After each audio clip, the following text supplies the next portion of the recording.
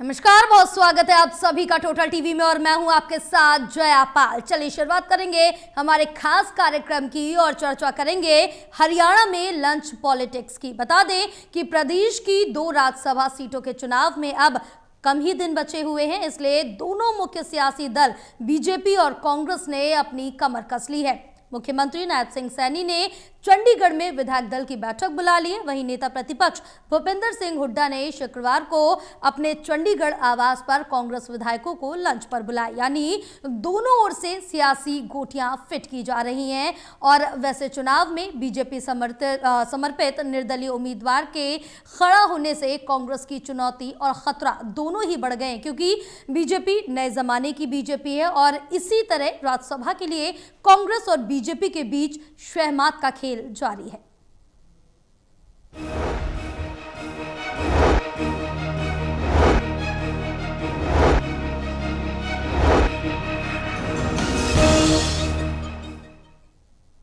तो किस तरह से हरियाणा में लंच पॉलिटिक्स देखने को मिल रही है दोनों ही दलों के बीच, हमारे साथ खास मेहमान भी जुड़ चुके हैं। तारुफ कराते हैं, हमारे साथ associate editor doctor Mahesh Kumar जुड़े हैं, एसोसिएट एडिटर देवेंद्र कथुरिया हमारे साथ जुड़े हैं और वरिष्ठ पत्रकार वीरेंद्र सोनी जी हमारे साथ जुड़े। आप सभी का हमारे खास कार्यक्रम में बहुत स्वागत है। चर्चा करेंगे, लेकिन उससे पहले दिखाएंगे एक रिपोर्ट।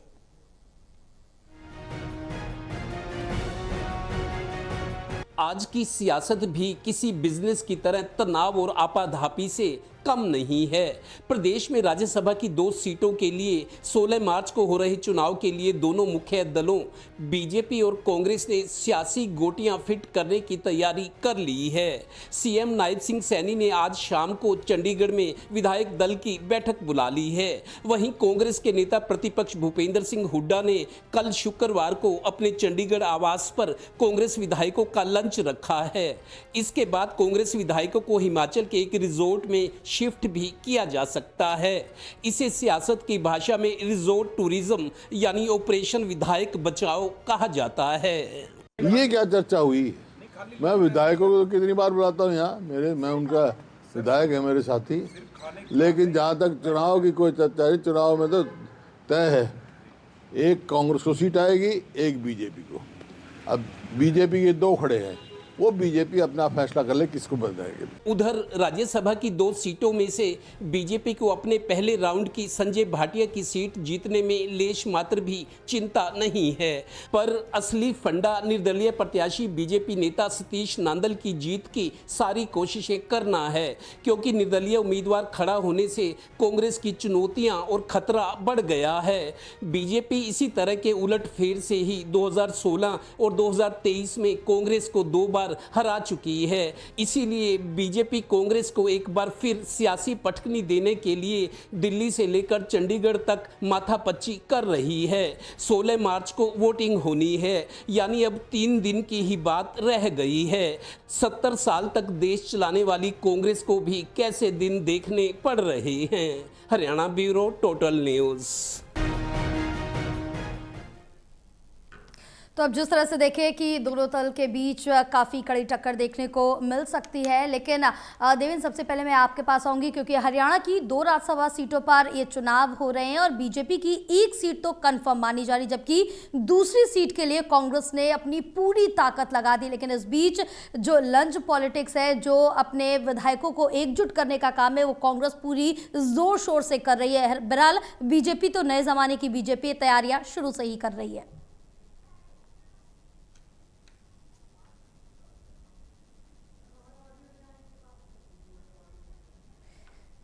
देवेंद्र, आपकी आवाज़ हम तक नहीं पहुंच रही है, एक बार फिर से आपके पास आऊंगी, लेकिन उससे पहले मैं जवाब ले लेती हूँ। महेश, जिस तरह से देखें कि दोनों ही दल के बीच, क्योंकि 1 सीट तो बीजेपी की राज्यसभा की कंफर्म मानी जा रही है, लेकिन दूसरी सीट का अगर जिक्र करें तो कांग्रेस अपनी पूरी ताकत लगा रही है। किस तरह से गणित बीजेपी बैठा पाएगी दूसरी सीट के लिए? देखिए, भारतीय जनता पार्टी की दूसरी सीट का दावा सिर्फ और सिर्फ 2 परिस्थितियों की वजह से बन रहा है। दोनों परिस्थितियां पहले एक अलग तरीके का गेम खेला गया, जिसमें भारतीय जनता पार्टी को सीधा फायदा हुआ। एक बार अंतरात्मा की आवाज आई, कुलदीप बिश्नोई ने गेम को पलट दिया था। एक बार इंक प्रकरण यानी शाही कांड सामने आया था, जिसके बाद पूरा गेम पलट गया था।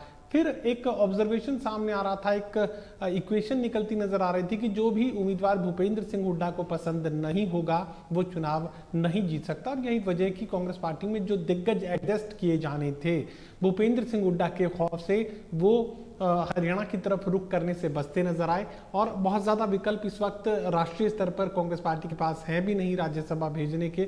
लेकिन फिलहाल ये उम्मीदवार जो दिया गया वो भूपेंद्र सिंह हुड्डा की निजी पसंद का तो नहीं था, लेकिन क्योंकि अब परिस्थितियां इस तरीके की बन गई हैं कि जो उम्मीदवार भारतीय जनता पार्टी ने दिया सतीश नांदल, अगर अतीत में जाएंगे तो एक ही चीज नजर आएगी कि भूपेंद्र सिंह हुड्डा अपने इलाके में, अपने गढ़ में, जो कि रोहतक, पुरानी रोहतक जिले का मैं जिक्र कर रहा हूं, रोहतक और झज्जर में किसी को भी चौधरी नहीं बनने देते हैं। भूपेंद्र सिंह हुड्डा को काफी विपरीत परिस्थितियों का सामना अपने इलाके में करना पड़ा था जब मनीष ग्रोवर कैबिनेट मंत्री बन गए थे, और उस वक्त मनीष ग्रोवर के पास रोहतक की चौधर आ गई थी और परेशानी भूपेंद्र सिंह हुड्डा उनके परिवार को हो रही थी। देखिए, कांग्रेस पार्टी में कोई कितना भी बड़ा हो, लेकिन रोहतक की चौधर को किसी तरह की चुनौती मिले ये हुड्डा कभी मंजूर नहीं करते। और एक उदाहरण छोटा सा बार बार मैंने दिया, एक बार फिर से दे रहा हूं। कुमारी शैलजा लोकसभा चुनाव से ठीक पहले पूरे हरियाणा की यात्रा कर रही थी, दौरे कर रही थी, लेकिन एक दो पॉइंट्स पर ही, यानी जो सीमावर्ती इलाके थे वहां पर भी 2 पॉइंट्स पर ही कुमारी शैलजा की इस यात्रा ने जो है इस इलाके को छुआ था। उसके बाद ये यात्रा खत्म कर दी गई थी। यानी हुड्डा शैलजा को भी अपने गढ़ में, अपने इलाके में नहीं घुसने देते, किसी को भी नहीं। तो ऐसे में यहाँ सतीश नांदल को अगर ताकत मिलती है तो फिर भूपेंद्र सिंह हुड्डा अपने गढ़ में चुनौती नहीं पड़ने देंगे। दूसरी बात ये भी कि अब राहुल गांधी और प्रियंका गांधी भूपेंद्र सिंह हुड्डा के घर तक पहुंचे, उन्हें एक तरीके से गारंटी चाहिए थी कि अब आगे कुछ भी गड़बड़ नहीं होगी। तो अभी गारंटी भी दे चुके हैं, परिस्थिति कुछ ऐसी है। और उससे भी बड़ी बात, अब भूपेंद्र सिंह हुड्डा उम्र के उस पड़ाव पर है कि जहां कांग्रेस पार्टी में किसी भी तरह का डिस्टर्बेंस वो अपने बेटे के लिए नहीं चाहेंगे। तो फिलहाल इस बार मामला सुरक्षित नजर आ रहा है। भूपेंद्र सिंह हुड्डा अपनी कोशिश जरूर यहां पर बनाए रखेंगे कि किसी तरह की हैकिंग ना हो, कहीं कोई टूट फूट ना हो, कहीं कोई बिक ना जाए, कहीं कोई किसी दबाव में भारतीय जनता पार्टी के पक्ष में ना चला जाए। लेकिन फिर भी रिस्क खत्म नहीं हुआ है। बिल्कुल रिस्क कांग्रेस के ऊपर लगातार बना हुआ है। बहरहाल देवेंद्र, क्योंकि जिस तरह से देखिए कांग्रेस के सामने अपने विधायकों को बचाए रखने की सबसे बड़ी चुनौती मानी जा रही है, और जिस तरह से देखिए कि जब विधायक दल की बैठक हुई थी उस समय कांग्रेस के 5 विधायक शामिल नहीं हुए थे, लेकिन कांग्रेस विधायकों की गैर हाजिरी ने पार्टी में सियासी टेंशन भी बढ़ा दी है, जिसके चलते पार्टी काफी ज्यादा अलर्ट मोड पर नजर आ रही है। अपने सभी विधायकों को अब लंच के लिए भी बुलाया, और इस दौरान ये भी कहा जा रहा है कि हिमाचल शिफ्ट किया जा सकता है, इस पर पूरा जोर है। देखिए जया, राज्यसभा चुनाव की हरियाणा में जब से सुगबुगाहट चर्चा शुरू हुई है, ये माना जा रहा था कि विधानसभा में जो संख्या बल है जी, विधानसभा में जो संख्या बल है उस हिसाब से 48 सीटें, 48 विधायक बीजेपी के। पहले राउंड में संजय भाटिया जो अधिकृत उम्मीदवार हैं बीजेपी के, उनका जीतना बिल्कुल तय है, 100% से भी ऊपर गारंटी हो सकती है। तो लेकिन उसके बाद दूसरा कैंडिडेट जो बीजेपी के समर्थन से, जिसके पीछे बीजेपी खड़ी है, सतीश नांदल, जो खुद बीजेपी के नेता हैं और जिन्होंने उनका प्रस्ताव रखा, जो प्रस्तावक बने, जो साथ गए, जो उनको जीतने के आसार बता रहे हैं, दिखा रहे हैं सपना कि आप भी जीत सकते हो, वो सब लोग बीजेपी से जुड़े हैं। देखिए, ये माना जा रहा था बीजेपी की 1 सीट पक्की है और कांग्रेस की 1 सीट इसलिए पक्की कि 37 विधायक है, 31 चाहिए। कांग्रेस को मेरे को नहीं लगता अभी भी खतरा है। देखिए, सतर्कता बरतना जरूरी है। बिल्कुल, कोई एक्सीडेंट ना हो जाए उसके लिए अलर्टनेस जरूरी है। लेकिन उसके बावजूद कांग्रेस थोड़ा सा डरी हुई है, क्योंकि आप देखिए 2016 में सुभाष चंद्रा थे जो जी न्यूज के मालिक हैं, वो निर्दलीय आए थे, उलट फेर हो गया था, बहुत सारे वोट कैंसिल हो गए थे, शाही कांड हुआ था, अलग अलग शाही से साइन हो गए थे, पर्चे कैंसिल हुए, सुभाष चंद्रा जीत गए। फिर 2023 का मौका है जब अजय माकन थे। अजय माकन के चुनाव के टाइम कुलदीप बिश्नोई कांग्रेस में थे, लेकिन वो बीजेपी जाने की तैयारी कर चुके थे। मनोहर लाल जी के साथ उनकी मीटिंग थी और वो कांग्रेस को गच्चा दे के दगा दे गए कि बीजेपी में उनको एक पुनर्वास मिलेगा, अच्छी जगह। लेकिन आज कुलदीप बिश्नोई का क्या हाल है सबके सामने है। तो किरण चौधरी का वोट भी रद्द हुआ था, रद्द जानबूझ के हुआ था या गलती से, तकनीकी गलती थी, जो भी है, दोनों बार बीजेपी ने छकाया है, कांग्रेस को छकाया है, बैक फुट पे लाया है, दोनों बार मात खाई है कांग्रेस ने। अब कांग्रेस देखिए, कांग्रेस पूरी तरह से सतर्क है। भूपेंद्र हुड्डा के लिए प्रतिष्ठा का सवाल है। देखिए 1 साल के इंतजार के बाद उनको नेता प्रतिपक्ष बनाया गया, और जिस तरीके से भूपेंद्र हुड्डा हर साल पार्टी करते हैं, मकर संक्रांति में इस बार जो पार्टी हुई थी, हालांकि देर से हुई, राहुल गांधी और प्रियंका गांधी उनके घर गए, लोग हैरान थे कि ये कैसे, वो भी एक राजनीति नहीं, वो डिप्लोमेसी थी, एक कूटनीति का हिस्सा था वहां जाना, क्योंकि पूरी कांग्रेस हाईकमान राहुल गांधी की मर्जी से हरियाणा में जिलाध्यक्ष बने हैं। पूरी व्यू रचना की जा रही है कि कांग्रेस को कैसे मजबूत किया जाए, क्योंकि सरकार बनते बनते विधानसभा में रह गई। कांग्रेस को फिर से मतलब बीजेपी का मुकाबला करने लायक बनाना था, तो राहुल गांधी, प्रियंका गांधी भूपेंद्र हुड्डा के घर गए। ऐसा पहले कभी नहीं हुआ था। तो एक तरह से भूपेंद्र हुड्डा की प्रतिष्ठा ही दाव पर नहीं, पूरे हाईकमान और कांग्रेस की। जैसा इस रिपोर्ट में मैंने खुद कहा है कि कांग्रेस ने ऐसे कभी बुरे दिन नहीं देखे कि 70 साल तक जिस पार्टी ने देश पर राज किया हो, जिसकी प्रधानमंत्री इंदिरा गांधी दुनिया लोहा मानती थी, जैसे आज मोदी जी का मान रही है, तो वो पार्टी, उस पार्टी के इतने बुरे दिन आ गए कि एक सीट बचाने के लिए क्या क्या उपाय करने पड़ रहे हैं। लिहाजा अब चुनाव में 3 दिन बचे हैं, तो मेरे को अभी भी लगता है कि कांग्रेस अपनी सीट जीत सकती है, जीत जाएगी, लेकिन खतरा बराबर बना हुआ है। खतरा इसलिए बना हुआ है कि बीजेपी ने जो घेराबंदी की हुई है कांग्रेस की, उससे बीजेपी को खटका है। हालांकि बीजेपी सारे उपाय कर रही है। अब नतीजा क्या होता है, अगले 50-60 घंटे इंपॉर्टेंट है। अब बिल्कुल नतीजा क्या होगा वो तो आने वाला वक्त ही बताएगा, लेकिन कांग्रेस पर जो चुनौती है, जो टेंशन है, वो साफ तौर से नजर आ रही है वीरेंद्र जी, क्योंकि जिस तरह से देखे कि पूरी रणनीति बन चुकी है, चौसर सज चुका है, और इस बीच अगर जिक्र करें विधायकों की संख्या के आधार पर तो बीजेपी उम्मीदवार संजय भाटिया की जीत इस समय तय मानी जा रही है। लेकिन दूसरी सीट के लिए कांग्रेस के जो उम्मीदवार है करमवीर बौद्ध, वो निर्दलीय प्रत्याशी सतीश नांदल के बीच वोटिंग के जरिए अब ये फैसला लिया जाएगा। लेकिन जिस तरह से पिछले 2 बार का जिक्र करें तो चुनाव में, राज्यसभा चुनाव में कांग्रेस गच्चा खा चुकी है। इस बार अलर्ट मोड में नजर आ रही है, अपने विधायकों को सेफ जोन में ले जाने की पूरी तैयारी कांग्रेस कर चुकी है। देखिए, भारतीय जनता पार्टी का आत्मविश्वास इस बात से झलकता है कि जो भारतीय जनता पार्टी के उम्मीदवार संजय भाटिया जी, वो पिछले 2 दिन से कोलकाता में हैं। वो पार्टी की वहां 36 सीटों के प्रभारी हैं, और 14 मार्च को कोलकाता के जो 14 मार्च को कोलकाता के परेड मैदान में प्रधानमंत्री नरेंद्र मोदी की रैली है, तो वहां पर है। तो मतलब जो उम्मीदवार है, जिसको अपने विधायकों से संपर्क करना चाहिए, वो वहां पर है, वो कोलकाता में है, तो वो मतलब पार्टी के काम से है। और ये बात से उनका आत्मविश्वास झलकता है कि वहां तो संजय भाटिया की जीत तो सुनिश्चित है, उसमें कोई भी संदेह है नहीं। और जहां तक सतीश नांदल का और करमवीर सिंह बौद्ध की बात है, तो उसमें अब देखिए कांग्रेस इसलिए डरी हुई है कि भारतीय जनता पार्टी कुछ खेल कर सकती है, लेकिन अब कांग्रेस के पास इतना संख्या बल है कि कांग्रेस को कोई खतरा है नहीं। भाई अगर जो है कि 9 वोट चाहिए भारतीय जनता पार्टी को जी, अगर उसको दूसरी सीट लेनी है तो कांग्रेस के 9 वोटों की जरूरत पड़ेगी, लेकिन ऐसा लगता नहीं है कि कांग्रेस में इस तरह की 9 जो वोट हैं वो टूट जाएं। अब यह बात रही इंडियन नेशनल लोकदल की। इंडियन नेशनल लोकदल के 2 वोट हैं। अभय सिंह चौटाला बहुत बड़े रणनीतिकार है, उन्होंने आज भी कहा है कि हम अपने पत्ते 16 मार्च को यानी कि मतदान के दिन खोलेंगे। तो बड़ी स्पष्ट बात है, इंडियन नेशनल लोकदल अपने 2 वोट खराब नहीं होने देगा कि उसको उस पर आरोप भी लगे कि वो भारतीय जनता पार्टी की बी टीम है और अपने 2 वोट भी खराब करे, क्योंकि भारतीय जनता पार्टी के जो समर्थित उम्मीदवार हैं सतीश नांदल, वो जीतने की स्थिति में है नहीं जी। इंडियन नेशनल लोकदल के 2 वोट तभी मिलेंगे जब ये सुनिश्चित हो जाएगा कि सतीश नांदल जीतने की स्थिति में है और भारतीय जनता पार्टी ने कांग्रेस के 9 वोट तोड़ लिए हैं, तभी इंडियन नेशनल लोकदल उस तरफ जाएगा, नहीं अन्यथा अपने वोट खराब नहीं करेगा। और जो 2 वोट हैं वो सोच सकता है कि वो अब्सटेन रहें, वो मतदान प्रक्रिया में भागी ना हो, वो अनुपस्थित रहें। अनुपस्थित रहने की स्थिति में जो जीत जो चाहिए, जो वरीयता के वोट चाहिए, वो 30 हो जाएंगे, क्योंकि 2 वोट चले जाएंगे तो अगर जो सदन की संख्या 90 है, 2 वोट के जाने से 88 हो जाएगी और जीत के लिए तब 30 वोट जरूरत पड़ेगी।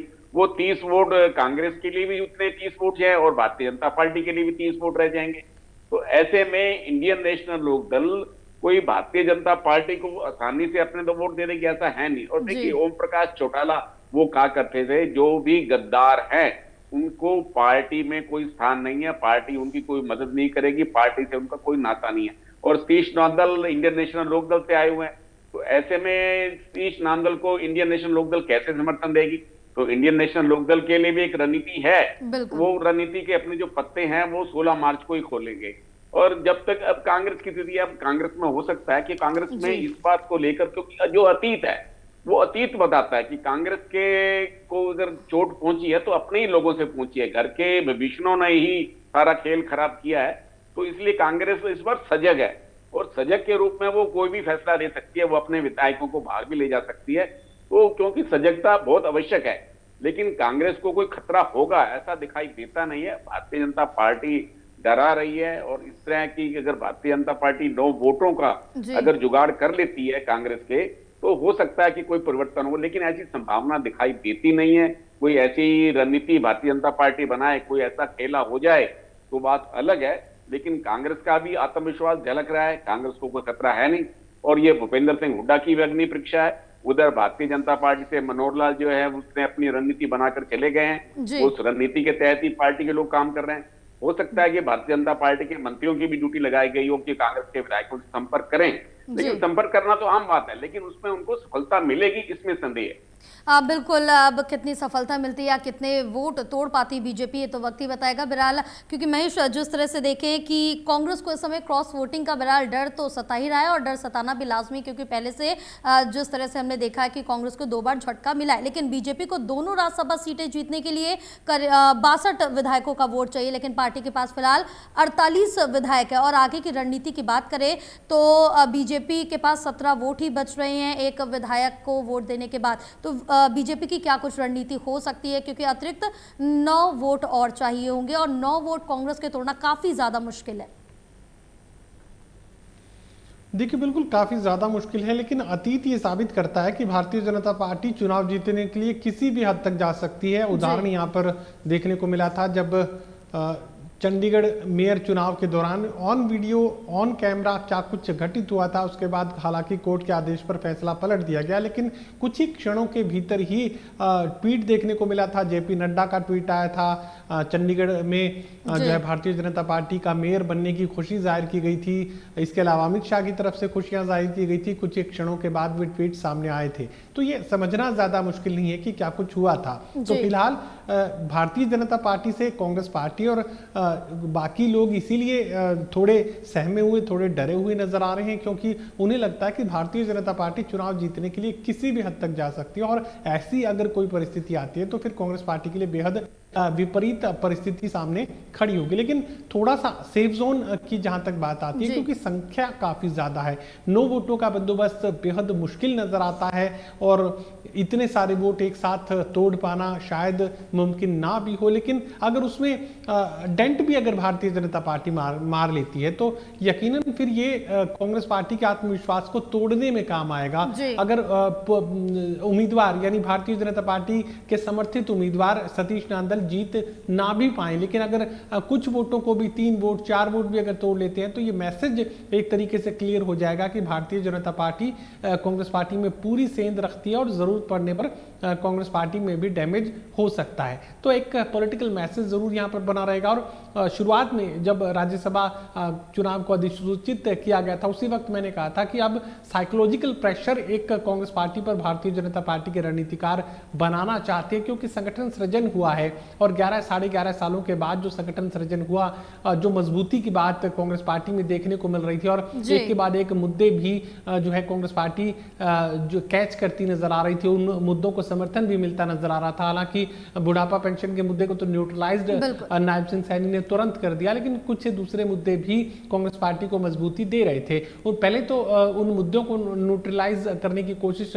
नायब सिंह सैनी की तरफ से की गई और उसके बाद जो किया गया वो ये था कि साइकोलॉजिकल प्रेशर एकदम से जो है कांग्रेस पार्टी पर डालने की कोशिश की गई।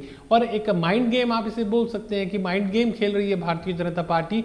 उनका उम्मीदवार चुनाव ना भी जीते, लेकिन अगर 3 से 4 वोट भी कांग्रेस पार्टी के तोड़ने में बीजेपी के रणनीतिकार कामयाब हो जाते हैं तो एक मैसेज जरूर यहाँ पर वोटर के लिए भी है, सपोर्टर के लिए भी है, पॉलिटिकल पार्टीज के लिए भी है और खासकर कांग्रेस पार्टी के शीर्ष नेताओं के लिए मैसेज कि भारतीय जनता पार्टी कहीं पर भी सेंध लगा सकती है। बिल्कुल, और ये हर बार देखने को पिछले 2 बार से तो मिल रहा है, आगे तो वक्त ही बताएगा। बहरहाल देवेंद्र छोटा सा जवाब लेंगे, क्योंकि जिस तरह से देखे कि बीजेपी समर्पित निर्दलीय उम्मीदवार के खड़ा होने से कांग्रेस की टेंशन जरूर बढ़ गई, लेकिन बीजेपी भी हार मानने वाली नहीं है। बीजेपी के पास सिर्फ कांग्रेस में सेंधमारी के बिना जो जीत है वो संभव नहीं मानी जा रही है। तो बीजेपी का जिक्र करे, 1-2 वोटों का जिक्र करे तो जरूर हो सकता था, लेकिन यहाँ बात 9 वोट तोड़ने की है।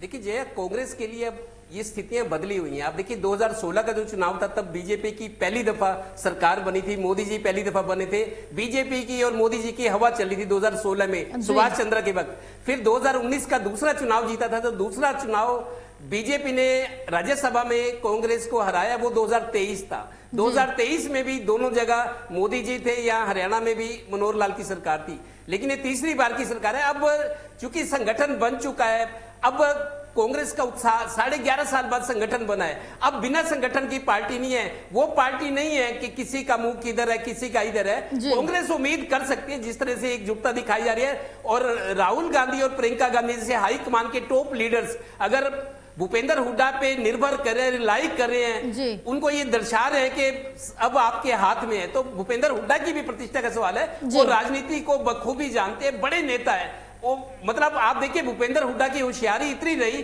कि हरियाणा कांग्रेस में जितने बड़े बड़े नेता थे जिन्होंने खिलाफत की, सोनिया गांधी को चौधरी वीरेंद्र सिंह हर हफ्ते मिलते थे कि मुझे मुख्यमंत्री बना दो, हुड्डा को हटा दो, उन्होंने एक एक करके सबको बर्फ में लगाया। वो होशियार नेता है भूपेंद्र हुड्डा। अब भूपेंद्र हुड्डा की प्रतिष्ठा का सवाल है, और मेरे को लगता है कि कांग्रेस को शायद अपनी कम से कम एक सीट तो जीत ही लेगी, मेरा अनुमान ही कह रहा है।